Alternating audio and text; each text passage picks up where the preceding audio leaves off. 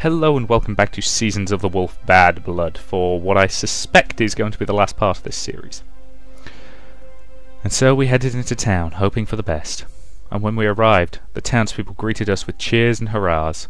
To them, we were the heroes that had saved them from certain doom, and the fact that it had been the wolves and not us did little to diminish that sentiment. It was no longer a question of whether we were allowed to stay or not. Everybody insisted that we settled down here and lived with them forever, and though we were very disappointed to hear that not all of us would do that. On the same day as the victory celebrations, there was a vote on the members of the new town council. Needless to say, neither of us was much interested in that office, so we politely declined to be elected. So, it was no surprise that most of the votes went to Dolores, the other prominent hero in the defence of Nimin. Together with him, Chagall's apprentice Turgal and Muraval, the carpenter, became the new council.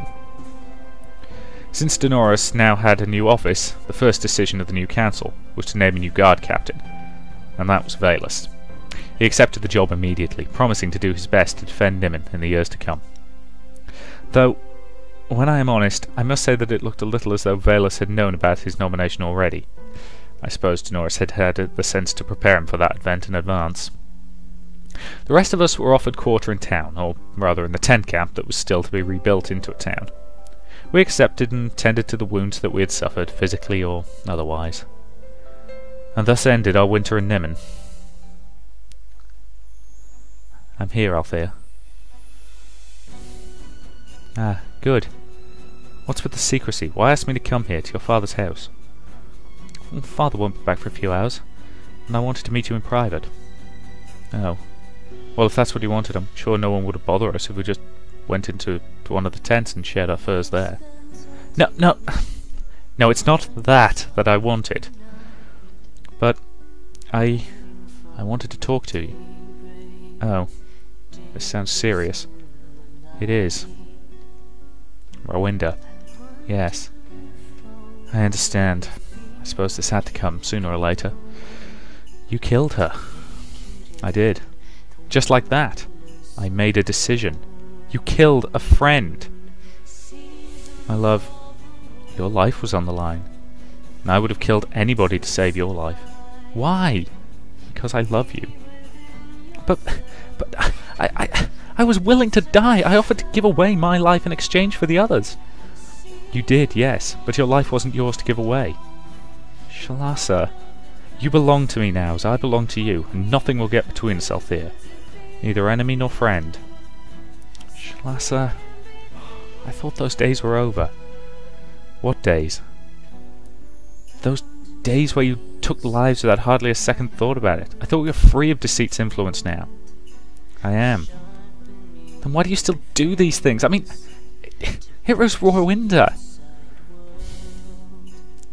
I thought you'd left that behind you. I thought we'd saved you, that we were no longer a killer. Yeah. I'm sorry for being such a disappointment, my love. You idiot! Althea. Why can't it be over? Why has nothing changed? My love, everything has changed. Oh yeah? You said you thought you saved me, and you did save me. And that's a world of difference. But Rowinda! You're right, my love. She didn't deserve to die. And I too considered her a friend, and yes, I miss her. I miss her silly ideas, her weird sense of humour. And before I met you, I would never have felt that about a person I killed. Oh, my love. You've already changed that much in me. I'm certain I can become the woman you see in me. I'm just not quite there yet. It looked so cold when you killed her. I did, didn't I? Yeah. Please forgive me. Deceit taught me to control my emotions. I will need to unlearn that. If I may ask anything of you, my love, it would only be one thing. Give me a little time. Shalasa, just a little more time, please. And when I give you that time, will you... I will. I can do this. You gave me the strength to do it. I hope you're right, my love. I hope you're right. And now you know all that has come to pass. For long months I had tried to tell myself that I had only held back the truth for the sake of Althea, that it had been her plea that had made me leave out important pieces of information, and to add others that were not true. However, I have come to the conclusion that I cannot blame Althea for that. I am the one who made the choice, and the one that bears all responsibility for a tainted outcome of events. For most of all, I was all too happy to have an excuse for not revealing my own blunder, that I had almost caused the banishment of Althea and Shay from their home, and that if it hadn't been for their bravery, they would have lost their roots. What a fool I had been to harbour such petty pride, even in the face of a sacrifice such as Rowinda's, who, hopefully, will never be forgotten. She and her unbreakable optimism will be sorely missed. In conclusion, even though our adventures had ended on a bleaker note than I had made it sound at first, I hope you, my dear readers, will join me in my final assessment. Still writing, Jariel? Almost done. And you told everything. Every last thing. Good. Thank you again for giving me your permission. Yeah. It took me a little time to find the courage, though. No wonder, considering what you've been through. What we've all been through. I'll leave you to your writing then. I just have one more paragraph to write and then I'm coming. Don't keep the others waiting. Now, where was I? Join me in my final assessment. It is in going through trials, terrors and peril that makes us realise who we really are.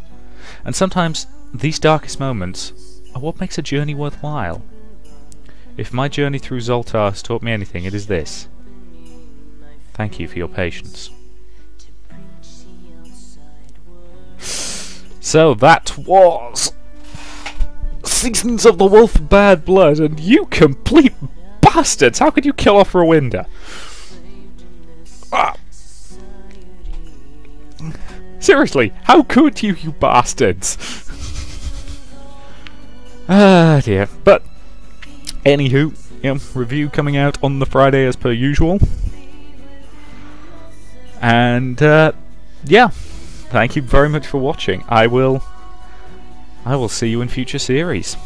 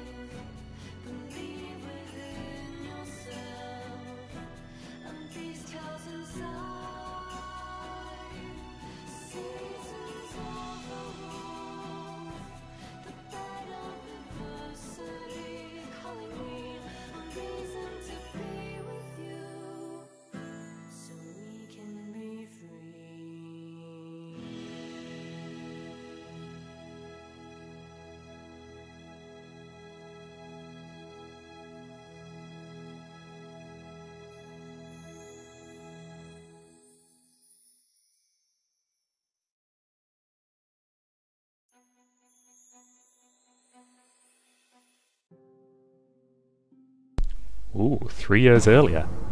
Achievement unlocked, lava diving. Play the hidden scene with Rowinda after the credits. Hoo hoo hoo hoo. Huh? What are you doing here?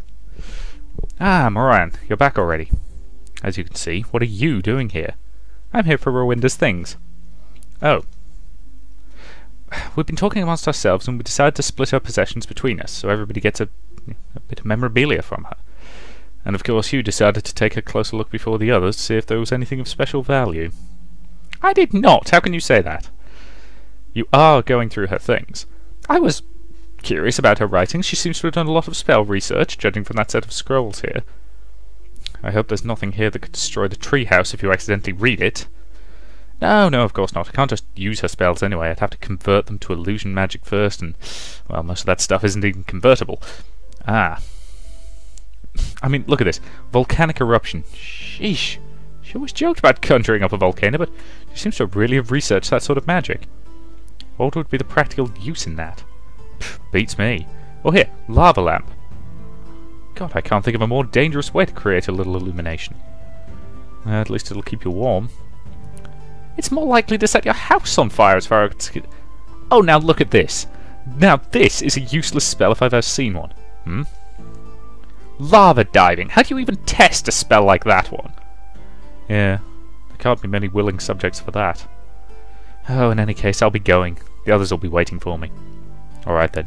Say hello to Valus for me. Will do. Lava diving. Thank you! I was confirmed right.